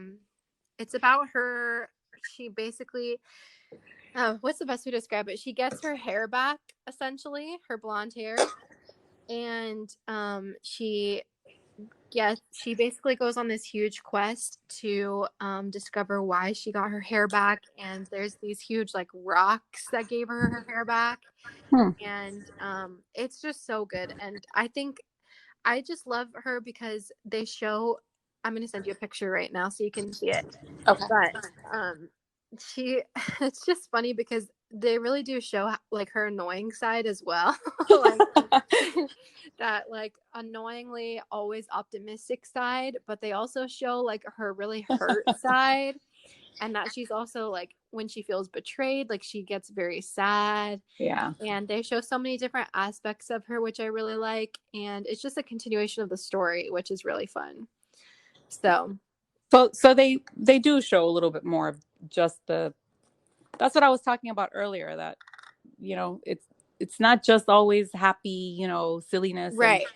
sometimes there's some deep thought in there too. And I'm glad that they're showing that. Right. And there's a lot of really serious topics in the series as well. Like, she's just with her parents for the first time and they don't really know her, and they're learning about each other and they're learning to make up for all the time that was lost, which is really sad, but it's really cool to see. Yeah. And yeah, I love the series and I love Oh, the movie. I will definitely check it out. I'm interested. Yeah, it's really good. I'm not sure I understand. Siri, I wasn't talking to you. Siri hurts you. She's so nosy. But yes, Rapunzel. I mean, okay, another scene we have to talk about too is when she goes to the kingdom for the first time and she doesn't even know that she's the princess yet. And I just think that she is such a natural born leader, like how she brings everybody into the circle to dance with her and she teaches the kids how to paint, and like she's just always ready to like extend a hand to people, especially being trapped in a tower for 18 years. This is the first time she's seeing people. Yeah. And Yeah, she could have been terrified. right. And she's just gathering them all together and making everybody happy. And that's something else in this series too, is one person in the kingdom doesn't like her. There's an episode all about that. And it's about her accepting the fact that not everybody's gonna like her. And That's tough. yeah, I think that's an important topic as well. Yeah. So I love Rapunzel. I love Flynn Rider. I could go on and on and on. Yeah. And that's another movie that does things that make you go, wow, like what they did with the lanterns and, Oh yeah. and she's got the nicest bathroom in the Magic Kingdom. It's true. She really does. I literally it was Jesse's first time in the parks. Yeah. That's your brother's girlfriend. Yeah. And I actually walked her to the bathroom and told her, you have to see this bathroom. It's so pretty. Yeah, it really is. It's such a pretty bathroom. And hopefully she'll get a little more love one day. Maybe she'll get a ride or something, because her movie is just so pretty and visually It's aesthetic. beautiful. Yeah. Okay, we're running out of princesses. So next up, next is Merida. And you've seen Brave, right? Of course. Yeah, I've seen Brave. Okay, Yeah. good. Because it's amazing. Yeah. And again, we have another culture entering the picture, which is Scottish. Yeah. And I know a lot of girls that I have talked to personally, they identify with Merida because of her crazy curly red hair. Yes. Which is super cool. It's gorgeous. But I mean, Merida brings so much to the table. She is fighting for her own hand. She doesn't want to be fought for to get married. And she's super tough and athletic. She's riding her horse. She knows how to do archery. She's a great big sister. And there also, of course, is the mother-daughter element that's brought into it. And there's just so much to love about Merida. Yeah, her archery skills actually were kind of influential. Like, you never really heard too much about women. I don't know if women were into archery before that. I'm sure that there were some here, obviously in the US. I don't know what goes on in Scotland, but that enjoyed it. But when you saw it on TV or you saw it in the movies, it was usually men that were, taking up that sport. And I've seen several times different videos on YouTube, or I think I even saw one on TikTok recently. There's a girl that does archery there. And I think it's pretty cool that she may have inspired some of these girls to take up this type of weaponry. Right. Yeah, totally agree. And just, yeah, there's so much about her that she encourages girls with. So yeah, I love her. And the hair is actually, I'm sorry, go ahead. No, you go first. The hair is actually kind of a big deal. Like, I have super curly, naturally curly hair. Yeah. I don't know if you've seen much of it because your dad actually likes it straight better. Yeah. But I've told him several times, like, any day now, I'm going to stop dyeing my hair and I'm going to stop straightening it. And I'm just going to go totally natural with it. It is not easy to manage. And I never thought it looked beautiful. And redheads get a lot of slack. People make fun of redheads a lot. And I think people started seeing nothing. It's horrible. Ginger this and that. And I think she's kind of made that a little bit better too. People don't look at that the same way anymore. Yeah. Which is awesome. I love red hair. My grandmother had red hair. I was supposed to have red hair. Yeah. At least I thought I was. I want a ginger child one day, but I know it's not going to happen. Your kids are going to be so blonde. I know. Their hair is going to be almost white. I know. It's so true. It's going to be like bleach blonde. Yeah. But it's true because all the princesses, I mean, they have this beautiful, long, flowy hair. And then you have Merida, whose hair is crazy. Absolutely crazy. She's still beautiful, and I think that that's cool that they bring that up. Yeah, I love that. The short called Hair Love, right? Oh my gosh, yes. That was amazing. That's another beautiful. Natural hair, powerful story. Yep. It was really good. Yeah. Was that Disney? Was that That's not a Disney thing, is it? It is? Oh, cool. I don't know if it was Pixar, but I'm pretty sure it was Disney, if I'm not mistaken. Oh, maybe I'm wrong. Wait, let me look that up before I like seal that in. Hair Love 2019 film. Let's see. Oh no, it's Sony. Okay. Sony did that one. Yeah, well, either way, people should watch it. It's really well done. Yeah, and it's only like 6 minutes, so yeah, it's really good. Well, next up, of course, they are not official Disney princesses, but we've got Anna and Elsa. And our family has a lot of history with Anna and Elsa. Yeah. Your father took me to see that movie, and we both, he probably won't hate me saying it, but I don't think he'll love it either. But Yeah. we both sat there and cried like babies watching that movie. Yeah. So basically, for anybody listening, my my stepmom, my stepsister, we had a little bit of a falling out. Back, this was so long A ago. long time ago. Teenage girls, I'm telling you, teenage girls. Which, I mean, definitely it sucks now looking back, but I mean, it happened. So there's nothing really that we can do about it now. But the reason why Anna and Elsa were so special to us was because of the fact that my sister and I had been apart for a few years. And then, I mean, Frozen came out, and that was one of the reasons why we kind of got back together, basically, was because of in the movie, like how the sisters are separated and apart for so long, and then they come back together. And it's kind of crazy because our personalities are very similar to Anna and Elsa. I mean, my gosh. my sister is very I don't want to say reserved, but she's very serious. Yeah, she's, and then I'm more ditzy and I guess I wouldn't say ditzy, I would say more free-spirited, more social. Yeah, free-spirited, a little more like trusting. I don't think things through as much as Jillian does. Yeah. And yeah, and so we have a lot of history with this movie. Yeah, definitely. And my sister and I have also Disney bounded as Anna and Elsa. And on that weekend, on our girls' weekend. On the girls' weekend. And then I started auditioning with the parks, and multiple times was chosen to be friends with Anna. So we have a lot of history with this movie. Yeah, definitely. And then when you guys were here last year in Atlanta, we went and saw Frozen 2 all together.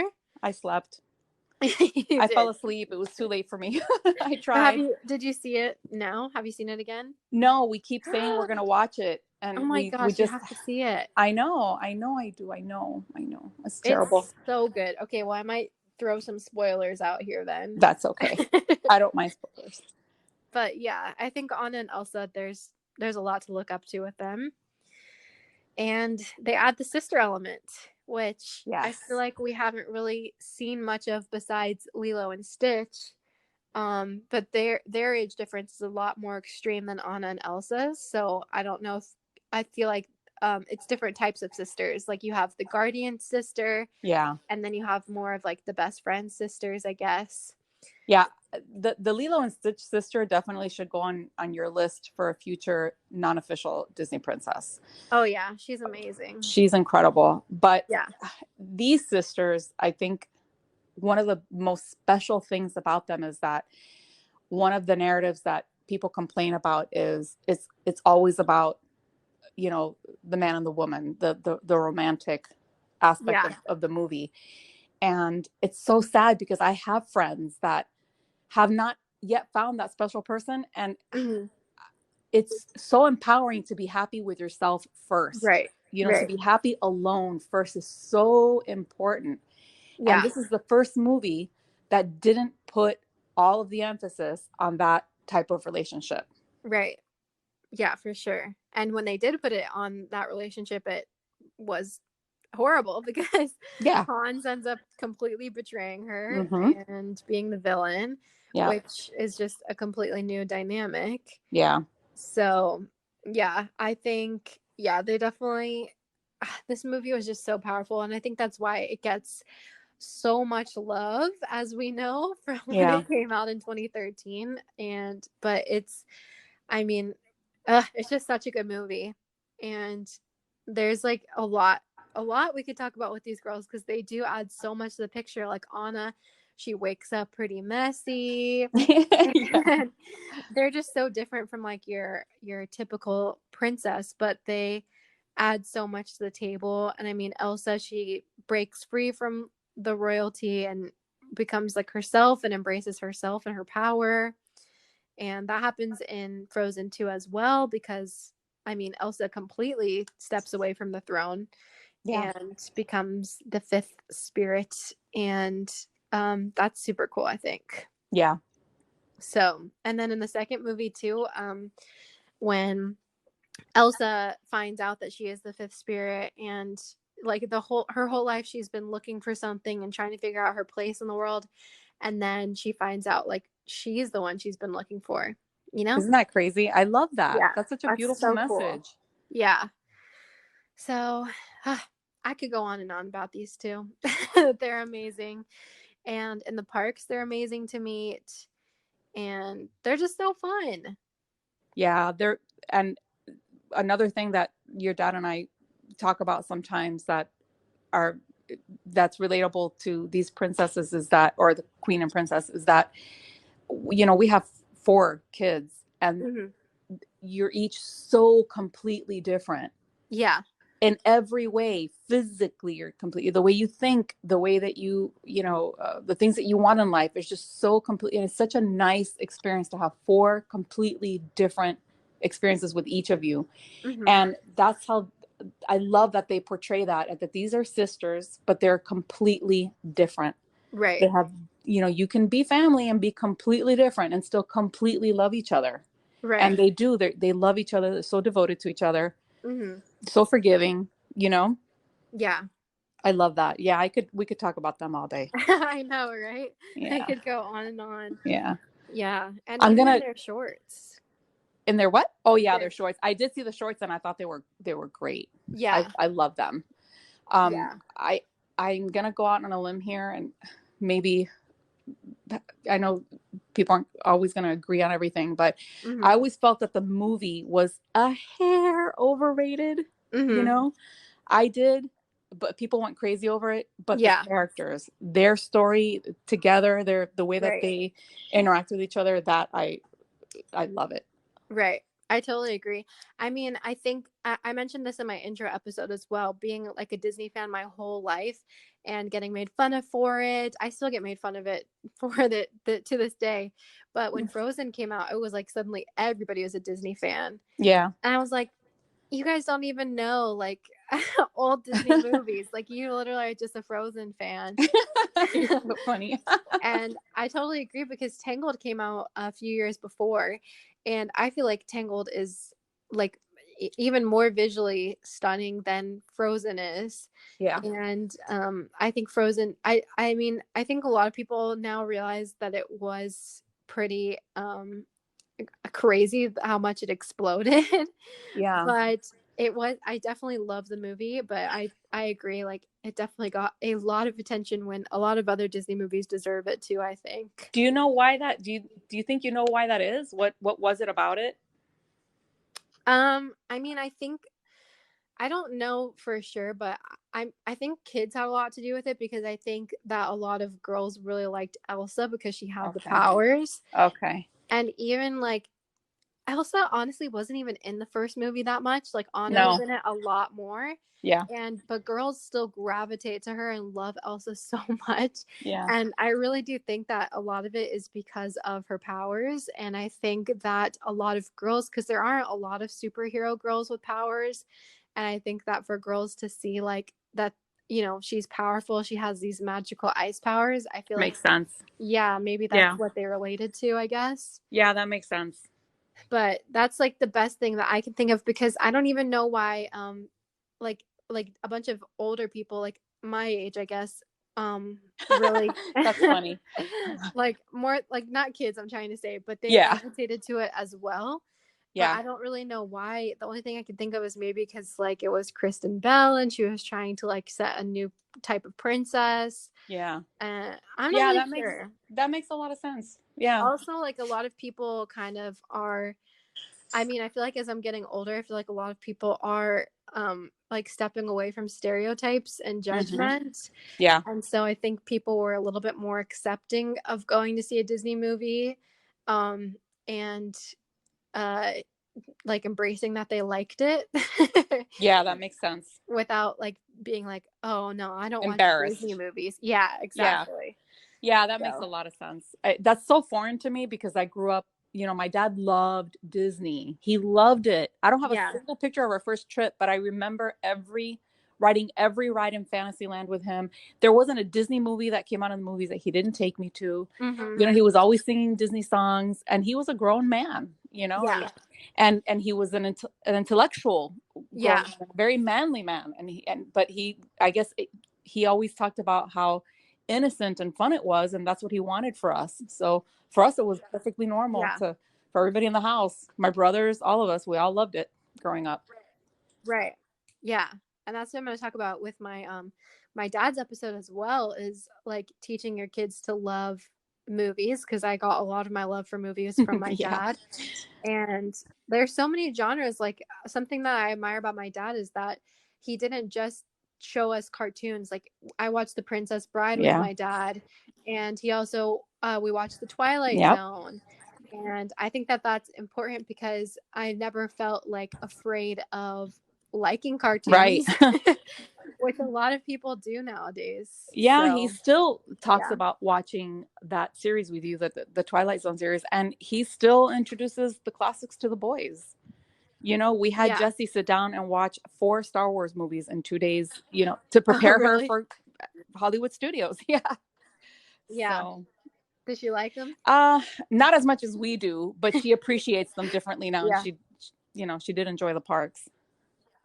Yeah. But some of that is For nostalgia, sure. 10 years from now, Right. she'll look back and say, oh, that was fun. And, she might like it a little more. She Yeah. might not. Yeah, for sure. Was For that the sure. last Disney Nostalgia is princess, definitely the best Merida? part. I mean, Oh, no. the sisters, Anna and Elsa? Nope, we've got one Okay, I didn't more. think so.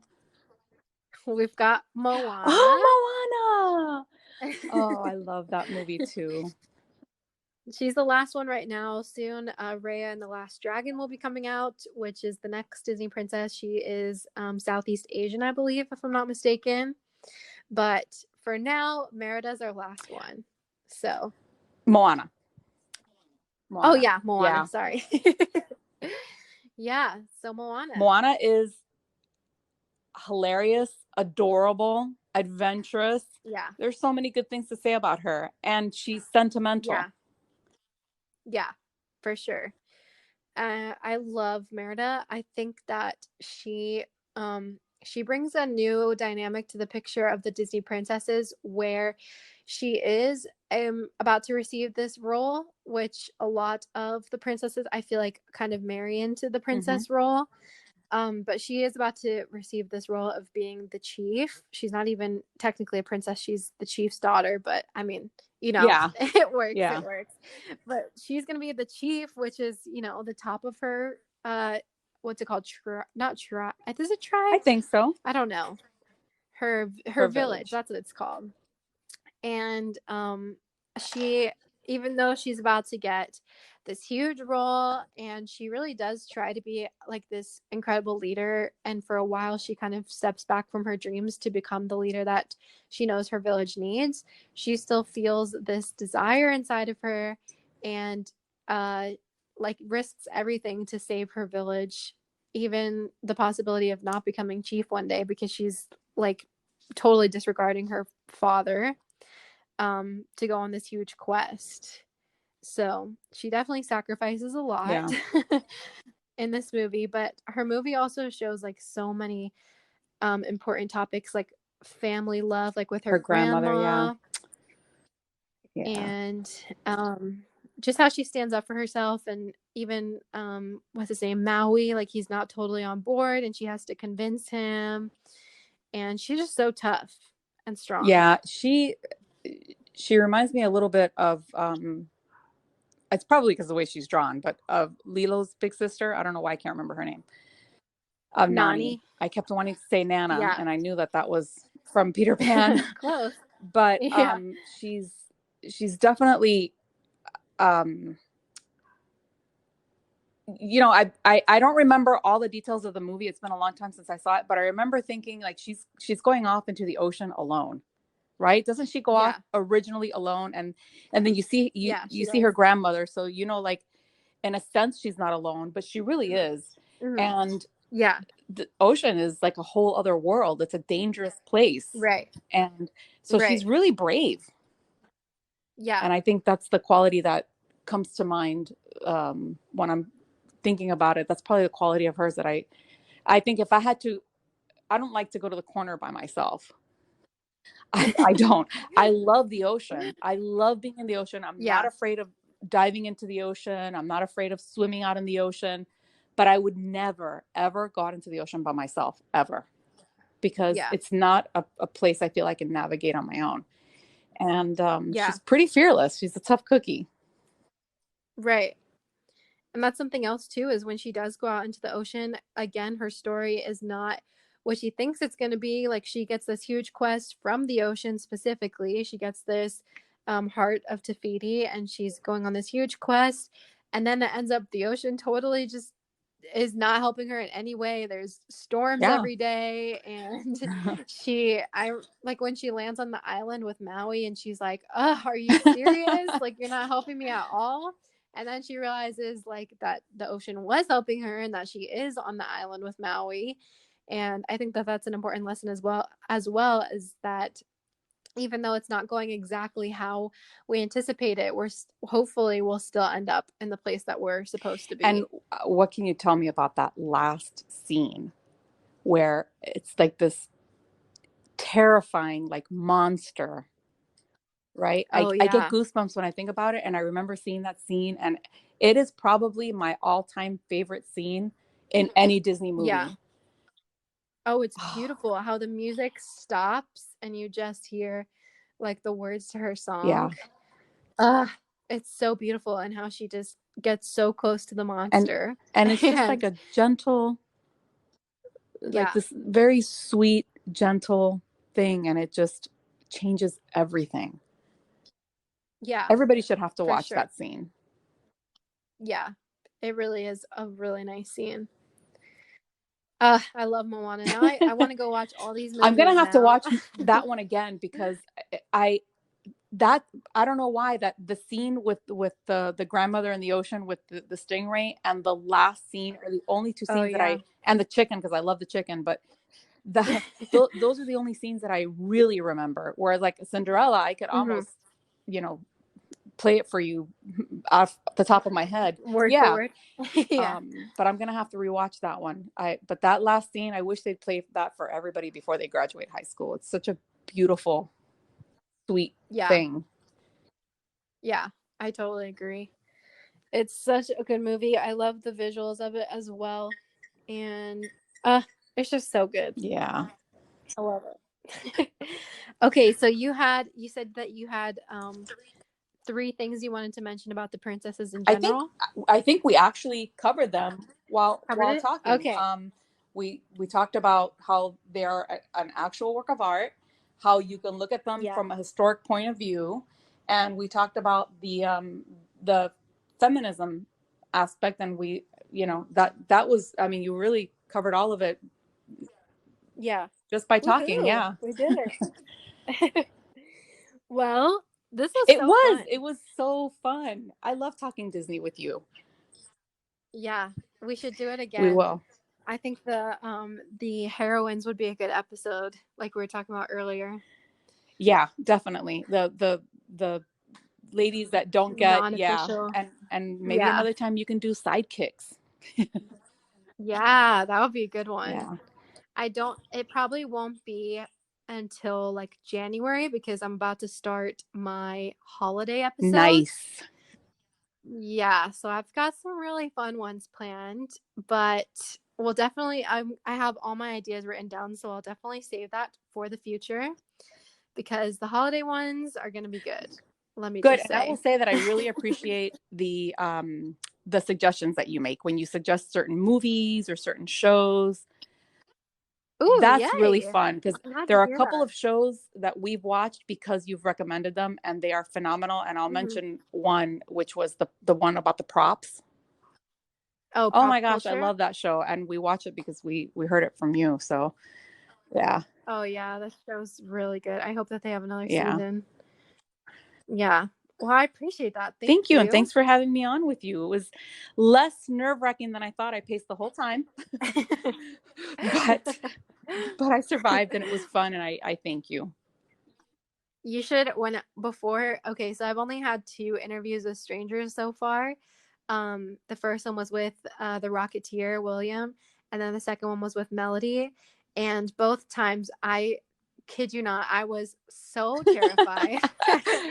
I was literally like shaking when I sent them the link because I was like, oh, I don't know if I'm cut out for this. And like every time it's ended up being so fun. And I definitely think, obviously, it's easier with you and with my Yeah. mom because like I know you guys. But I think even though like it's a little nerve wracking and you can hear it in my voice, like I repeat a lot of things and I I don't say think like it's awesome or cool. I don't think it's as bad as you think. I say a lot. But Yeah. I know what you But mean. yeah, like I think over time it definitely gets easier and less nerve Yeah. wracking.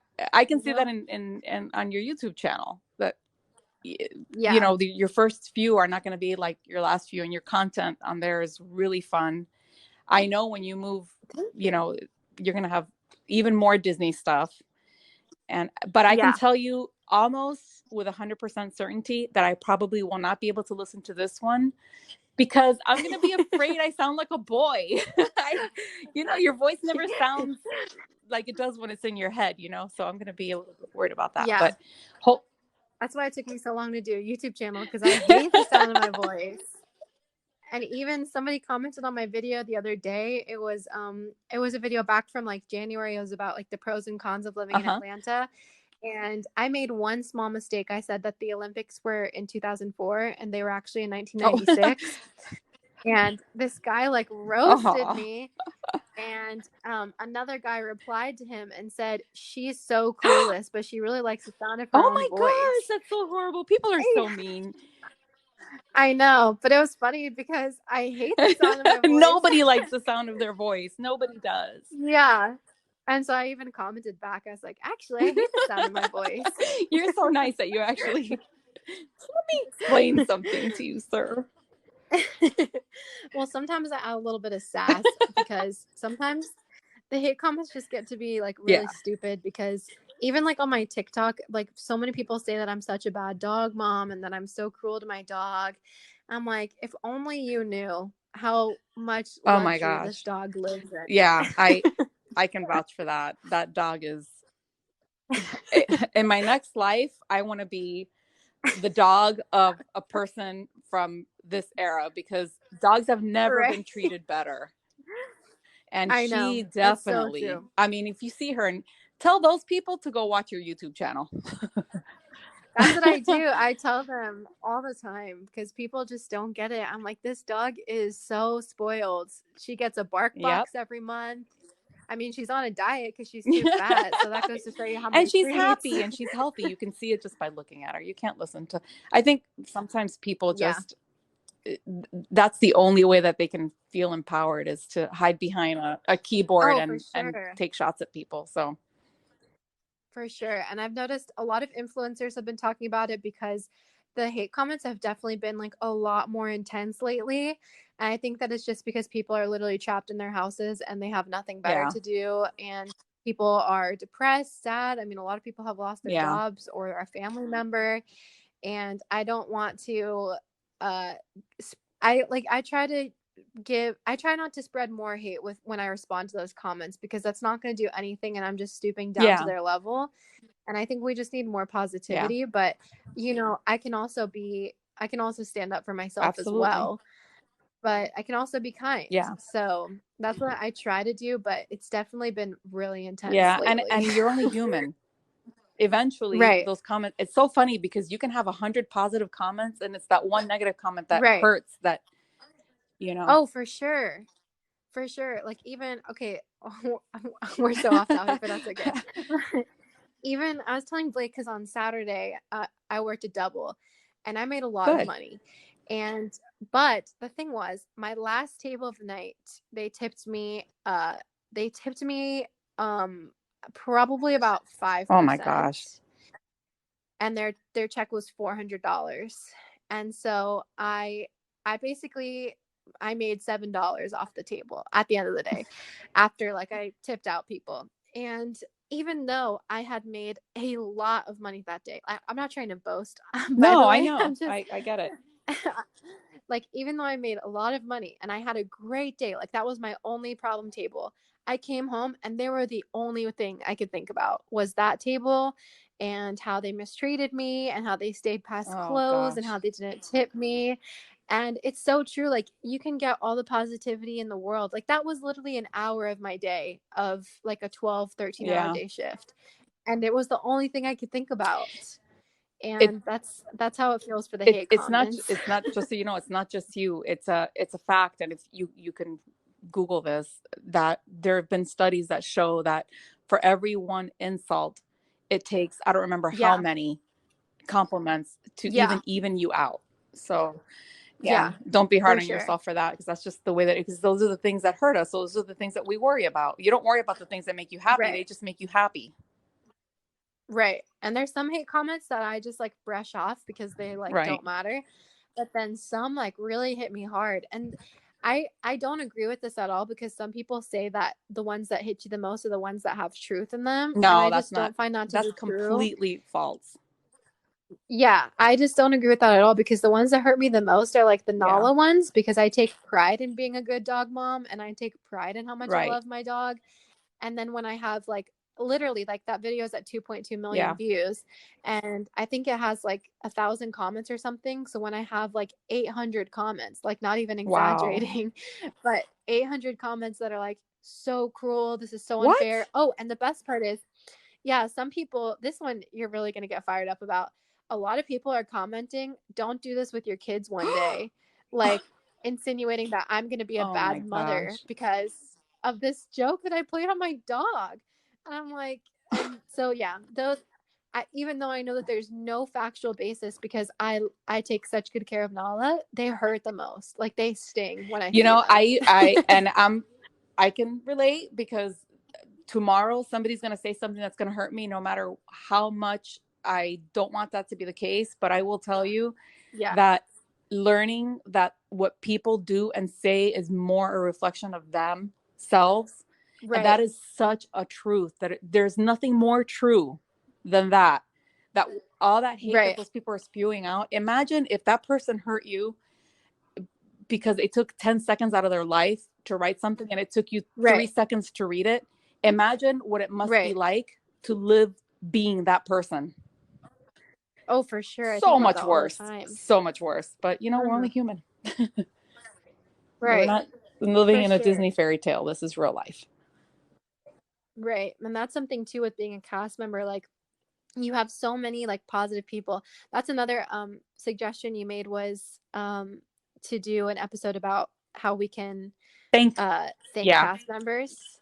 Yeah, which I definitely want to do, because I have some ideas and I've been talking to different friends who also work on like the cruise Oh, line and cool. stuff. Yeah, so I definitely want to do that one. Maybe for the holidays, that would That'd be a be a good one great to one, because do. people really, for every person that's out there placing a complaint, there are 10 people that were very happy and would have liked to find a way to say thank you. But Yeah. how many stickers is a cast member going to receive? Like, Right. so, and people want the cast members and other people to know that they really are grateful. And sometimes just saying thank you doesn't feel like enough. Right. For sure. Good.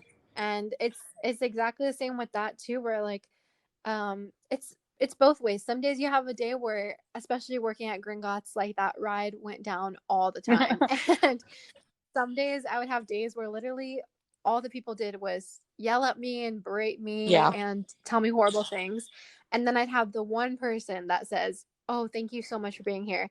And that would be the only thing I would Yeah. think about. Huh, that's so And so it interesting. works both Yeah. ways.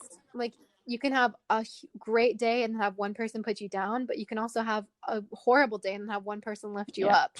So kindness is Yep. key. Absolutely. Always.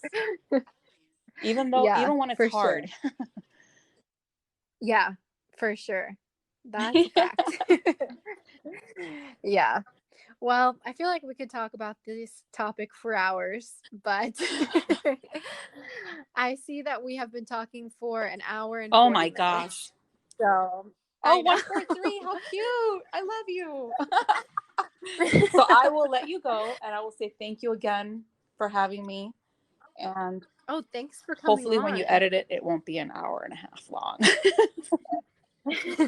It probably will, but that's totally okay, because some people, when I listen to podcasts, I listen to them days at a time. So I think people appreciate longer ones once in a while. Well, thank you so much again. I know you're going to be joining us soon. And if you'd like to see more of Zsa Zsa, do you have a public page on Instagram or no? Is it private? It's not, I don't know if it's public or private, but I never post anything there. They'll just have to follow you. Okay. That's fair. And also on my YouTube channel, we have a few videos together. Because Blake and I lived with my stepmom and my dad for like 6 months. It was a blast. Yep. Yeah, it was a lot of fun. We watched a lot of movies, played a lot of games. But we have a lot of vlogs and videos on my YouTube channel, so you can go check those out. But anyway, thank you so much for joining again. All right, we'll talk soon. And yes, well, thank you everyone so much for listening. If you'd like to listen to the Mouse or follow the Mouse Club Instagram, it's at the Mouse Club Podcast. And I hope you guys are having a great week as well. And I guess that's it. Bye guys.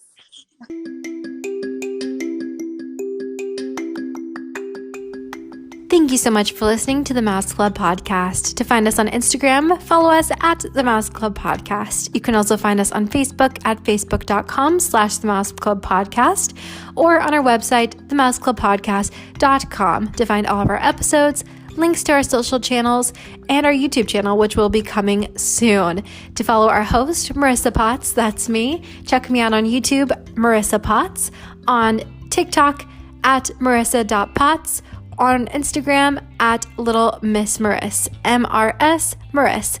Thanks so much for listening. See you next week. Bye.